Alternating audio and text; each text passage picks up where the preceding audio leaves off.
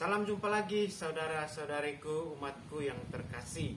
Pada kesempatan ini saya ingin membagi hasil permenungan saya tentang bacaan yang dipakai dalam pendalaman kitab suci pekan ketiga di bulan kitab suci nasional ini.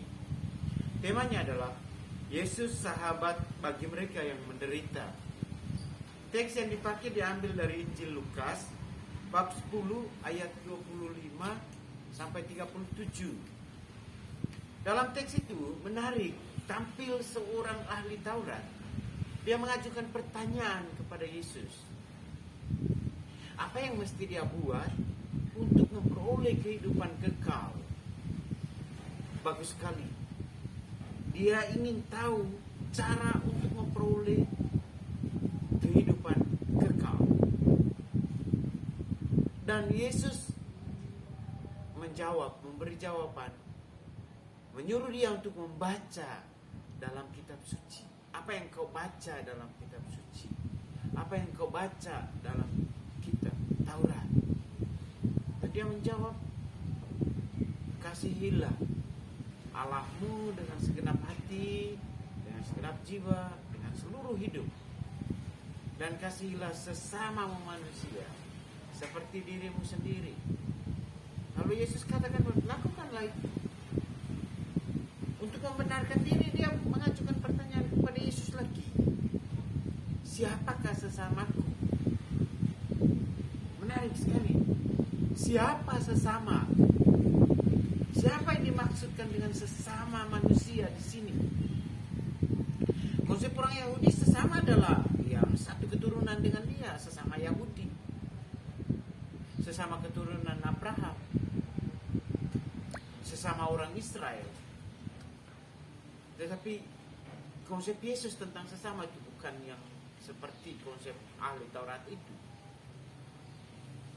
Karena itu Yesus memberi satu cerita, membuat satu cerita kepada ahli Taurat ini.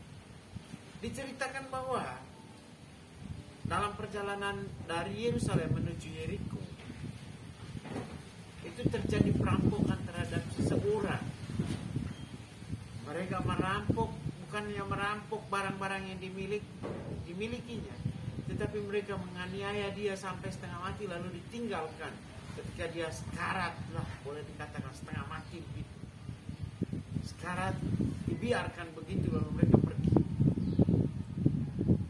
Di jalan yang sama, seorang imam lewat. Dia hanya melihat dari seberang.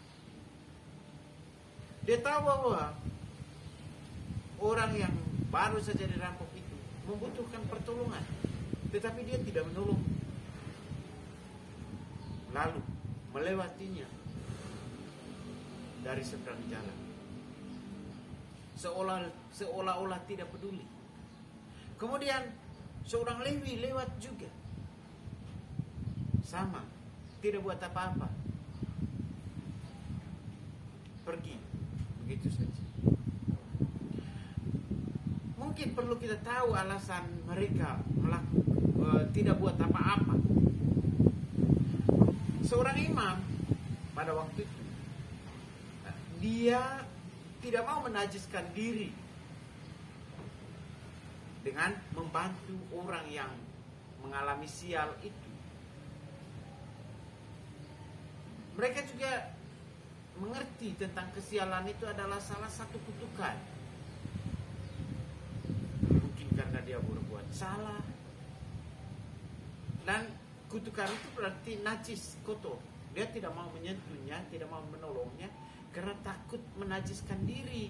Kalau dia najis tidak bisa mempersembahkan korban di Bait Allah. Seorang Lewi juga demikian, dia bekerja di Bait Allah. Dia menjaga dirinya supaya tidak najis. Makanya dia melewati, berjalan terus, tidak buat apa-apa terhadap orang yang baru saja dirampok. Orang Samaria lewat juga di situ. Dia turun dari tunggangannya, keledai tunggangannya, mengangkat orang ini, membalut lukanya, dan menaikkan di atas keledai tunggangannya, lalu membawanya ke penginapan, merawatnya, dan membiayai perawatannya. Dia tidak peduli siapa orang ini, apa hubungannya dengan dia.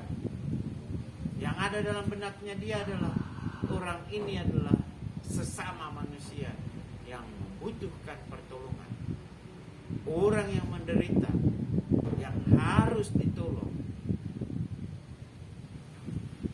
Dia melakukan. Setelah Yesus menceritakan cerita ini, lalu dia mengajukan pertanyaan kepada ahli Taurat ini.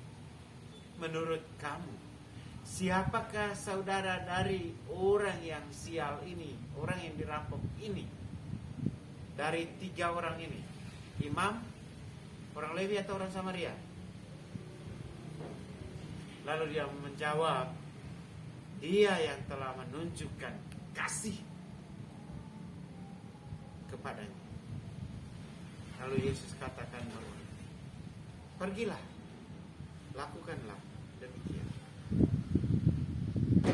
Yesus mau menekankan bahwa untuk bisa mencapai kehidupan kekal, untuk bisa memperoleh kehidupan kekal, kita harus bisa menunjukkan kasih kepada semua orang. Bukan hanya kepada saudara yang seasal dengan kita, atau orang yang berhubungan darah dengan kita, atau seagama dengan kita. Tidak. Semua orang adalah saudara. Semua orang adalah sesama kita. Maka kita punya kewajiban untuk berbuat kasih kepada mereka. Secara khusus di masa pandemi ini, ada sekian banyak orang yang menderita karena pandemi COVID-19 ini. Ada yang kehilangan pekerjaan, ada juga orang yang rusak, berantakan semua program perencanaan yang sudah diatur. Ada juga yang sakit, ada juga yang kesulitan biaya hidup, biaya kesehatan. Ada berbagai macam penderitaan yang diakibatkan oleh COVID-19 ini. Pertanyaan yang menantang untuk kita, mungkin juga untuk kita refleksikan, dan mungkin satu tantangan sekaligus tuntutan untuk kita. Apa yang mesti kita buat untuk menunjukkan kasih kita kepada semua orang yang saat ini atau yang kita jumpai yang membutuhkan pertolongan kita? Beranikah kita berbuat seperti orang Samaria tadi? Atau kita jaga image, jaga wibawa seperti imam dan juga orang Lewi itu? Saudari-saudaraku terkasih, Yesus hadir sebagai sahabat bagi mereka yang menderita. Dia mau menjadikan semua orang teristimewa, mereka yang mereka yang sedang menderita, sebagai sahabatnya, sebagai saudaranya. Karena itu dia mau menunjukkan kasihnya kepada mereka. Karena kita mau mengikuti Yesus, maka kita juga harus bisa berbuat seperti itu, menunjukkan perbuatan kasih kita kepada